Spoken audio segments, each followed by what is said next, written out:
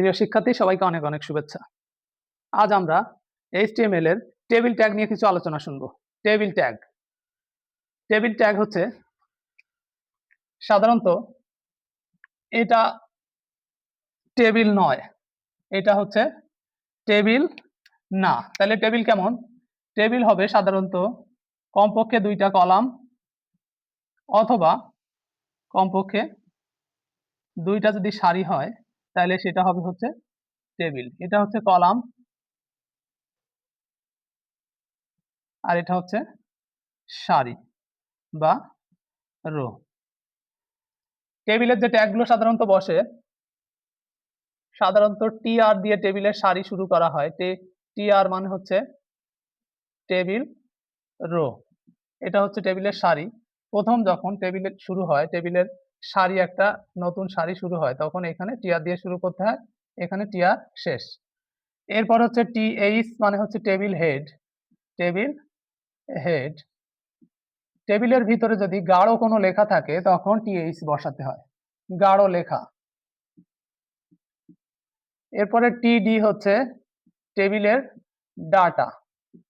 টেবিলের ডাটা হচ্ছে টিডি। এটা হচ্ছে হালকা লেখা থাকলে টিডি বসে। এরপর হচ্ছে ক্যাপশন হচ্ছে টেবিলের টুপি। সাধারণত টেবিলের উপর যদি কোনো লেখা থাকে তাহলে ক্যাপশন ট্যাগ দেওয়া হয়। এই হচ্ছে টেবিলের ট্যাগগুলো। এছাড়াও টেবিলের ভিতরে অর্ডার লিস্ট এবং আনঅর্ডার লিস্ট এগুলো থাকতে পারে। এরপর টেবিলে কয়েকটা অ্যাট্রিবিউট বসে।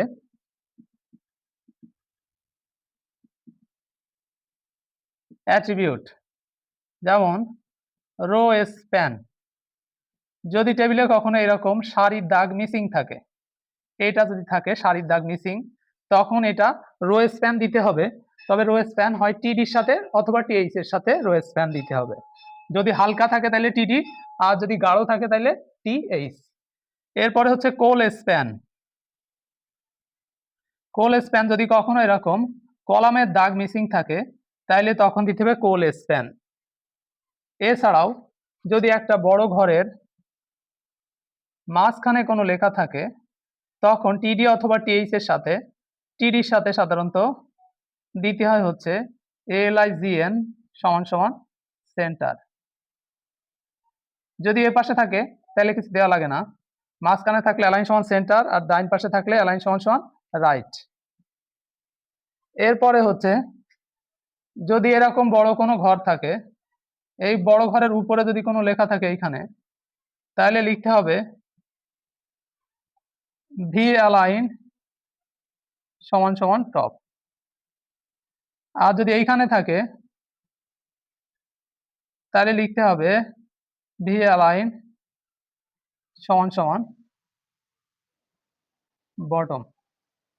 এটা হচ্ছে HTML এ সাধারণত টেবিল ট্যাগের ভিতরে আমরা এই সমস্যাগুলো পেয়ে থাকি। ধন্যবাদ সবাই।